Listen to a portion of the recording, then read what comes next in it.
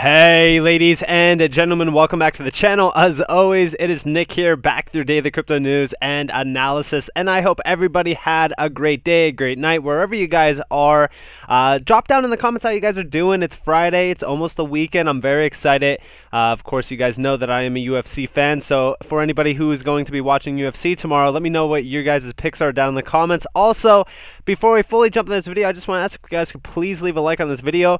It helps the channel so much. Like, I really cannot express to you guys how much it actually does help the channel grow, and I do greatly appreciate it. Now, today we're going to be talking about HBAR, and guys, I can't even believe the prices that we have been seeing throughout this market. I know that a lot of people are saying that we are in a bear market. Listen, nobody really knows exactly what is going to play out, but we do know that there are factors that lead us to the point of either, a major drop or a major pump. For an example, we are seeing the Fed talk about tapering and stuff like that. They have a meeting, I believe, on the 14th or sometime next week. We'll most likely see some announcements out of that. It could possibly be bad. It could possibly be good. We don't know the verdict behind it, but we will say this, okay? I'm going out on a whim here and saying that HBAR at almost 24 cents is absolutely diabolical. I mean, this is absolutely crazy to say the least. Now, with all of these assets, first off, I would not be concerned at all on HBAR if you guys bought below like 20 cents. If you bought above 20 cents, it's still not a bad thing. I'm not saying, be concerned. I'm just saying, in the short-term span of things, I think that the lowest that we go is around this range that we're almost at. If we go lower on Bitcoin, yeah, we could possibly touch like 20 cents. I've been seeing some crazy, price predictions out there, like 8 cents, 15 cents, like it's crazy. But overall, for those who bought under 20 cents, the reason why I say that you shouldn't be concerned is because, those buys that you bought there are going to increase in value tremendously.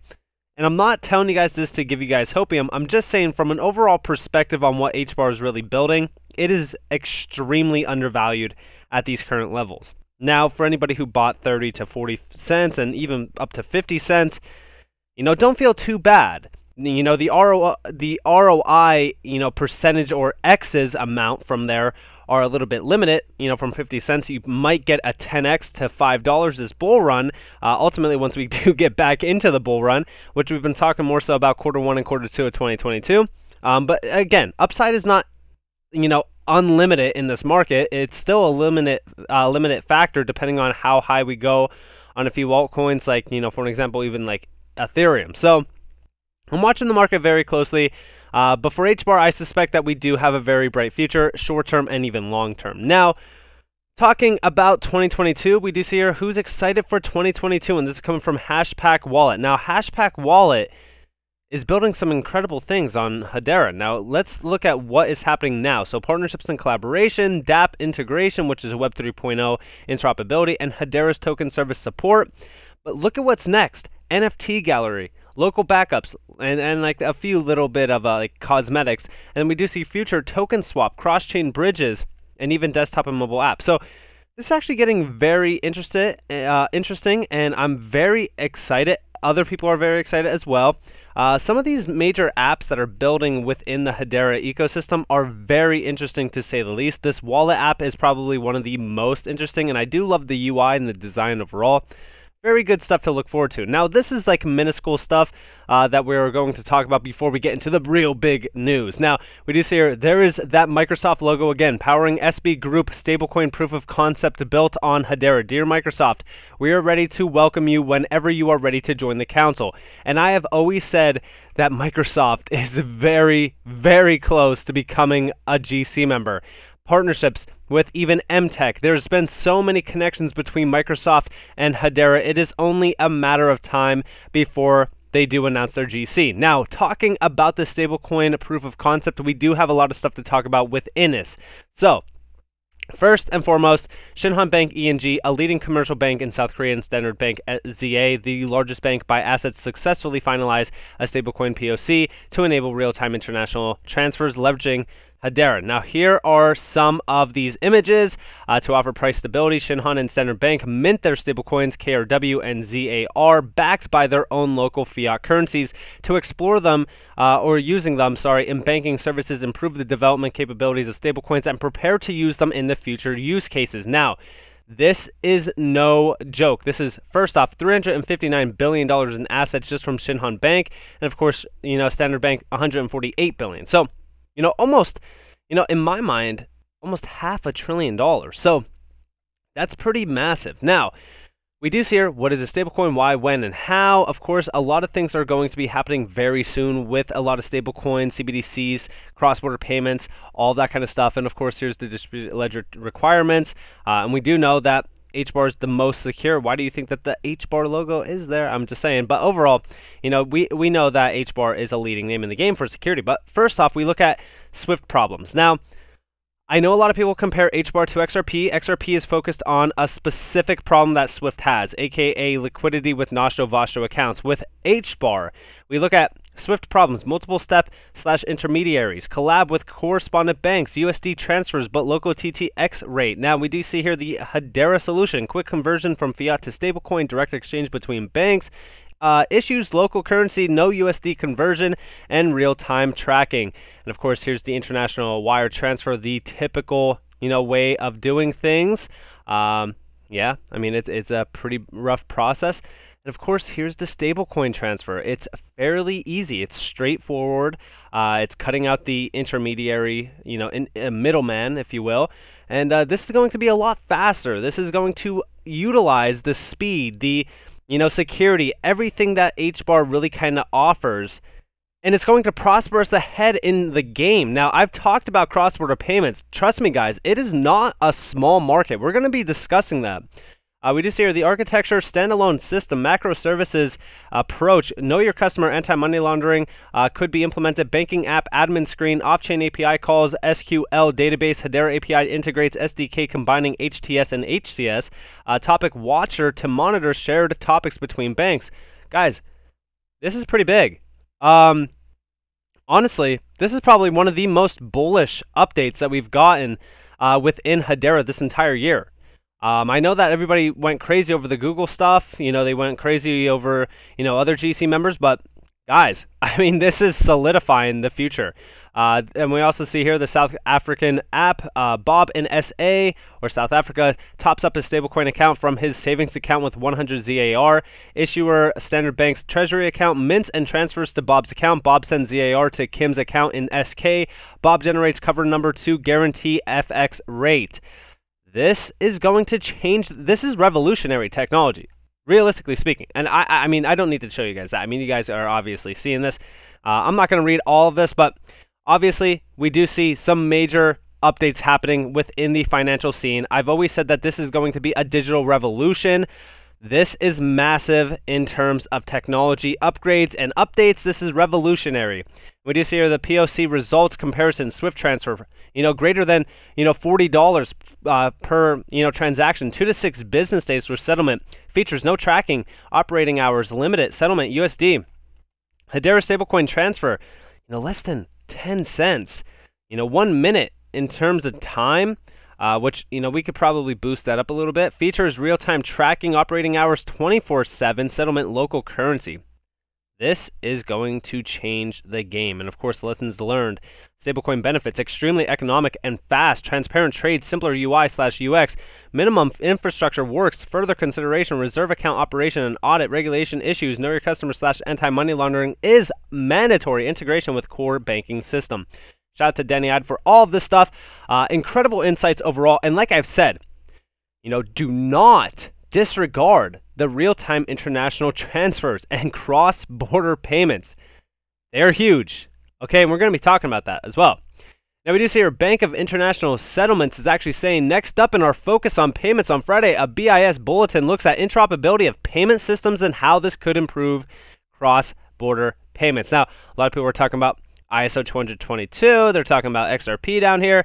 And, honestly, me personally, I'm looking at every asset that could do cross-border payments. Any asset like, a DLT technology that a CBDC could essentially build, their CBDC on, in terms of a private ledger technology, that's what I'm looking at. And wow, guys, it's exciting. And of course, shout out to Barbarian as well. He was sharing a lot of this stuff as well. Guys, this is no joke. Now, I do want to talk to you guys a little bit about some of this, and then we're going to talk real quick about the value behind cross-border payments.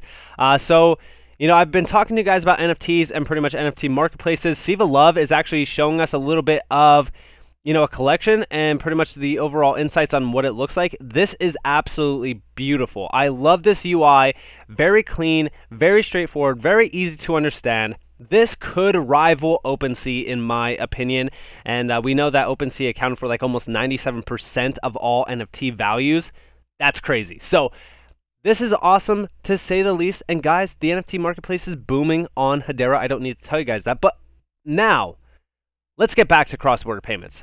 Let's do it. So first off, this goes back to December 6th, so just recently, 4 days ago. Banks and fintechs use APIs to eliminate cross-border payment friction.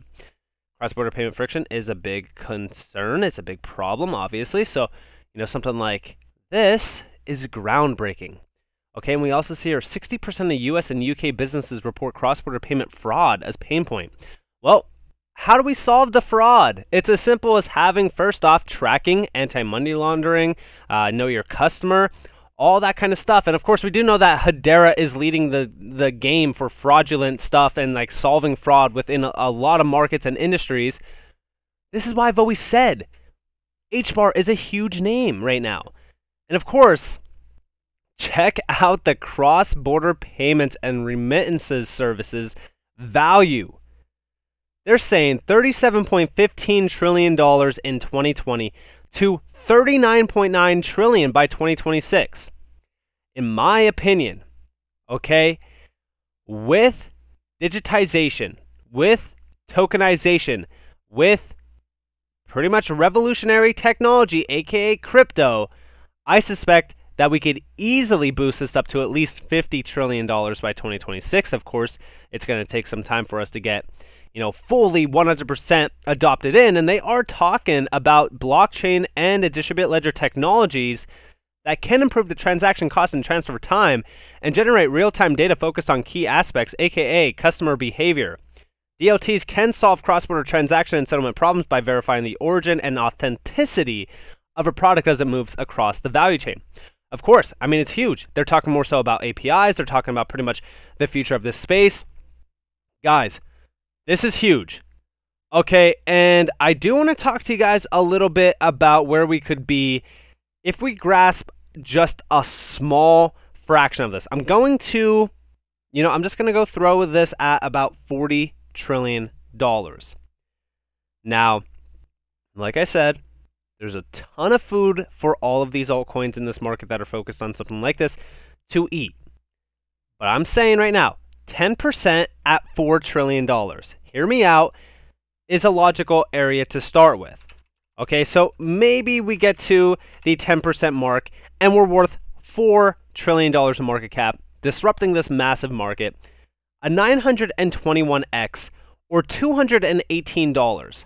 Now, please, with all of this in mind, bear the idea that this is not going to happen this year or next year. This is going to happen in time. So of course the total supply is going to be a little bit different. Let's just say total supply $80, a 336x. Now, I just want to say, what if we don't grasp this much market? What if we just grasp 400 billion for an example? Okay, well there you guys have it. Total supply $8. And I know that this might not sound great to you, but I'm just saying, this is at $400 billion. We know the value of HBAR is well worth beyond that, especially with this market. But I'm just saying, going off of this alone, and we could just estimate the total supply at around 20 billion, which is almost the exact supply. It's like 18 billion or something like that currently in terms of circulating supply. This is $20. 83x. That's pretty big. But like I said, the total supply won't be in until like 2030. By that point, this market is going to be extremely different. We've seen Congress talking about crypto. They are recognizing the use case value behind it. Areas around the world are understanding the use case value behind crypto as well. This is proof that crypto is solving massive problems, saving tons of money, and ultimately reshaping the future of how we look at transfers in terms of finance, in terms of banking, in terms of financial institutions on a day-to-day basis. This is disruptive technology at the end of the day. And I'm not here to tell you guys that, hey, HBAR is going to $100 tomorrow. No, I'm telling you guys the fact that look at what is being built and look at where we're going to be going in the future. I am not a day trader. I do not day trade. If I was a day trader, I'd probably be so stressed out of my mind right now. I'd honestly probably just, headbutting a wall right now, just so frustrated. But I'm not. Okay, I have no stress. I have no emotions. You know why? Because I don't care what Bitcoin does right now. I don't care what this market does right now. I just know for a fact that in the future, Hedera Hashgraph is the 3rd generation crypto technology, and what they are building is a 100-year plus company, and HBAR as a token itself at 23 cents, almost 24 cents, is criminally undervalued. So I do not have a single problem hodling this coin until it makes me a ton of cash, because I know that in the future this is a winning altcoin. This is a top 5 in my book. So with all of that in mind, I hope that you all enjoyed this video. If you guys did, definitely leave a like, subscribe, turn notifications on. If you guys do more free content, you guys are more than welcome to follow me on Twitter and join the free Discord down in the description below. As always, I hope that you all have a beautiful day or beautiful night wherever you guys are in this beautiful world. This has been Nick. Peace out, guys.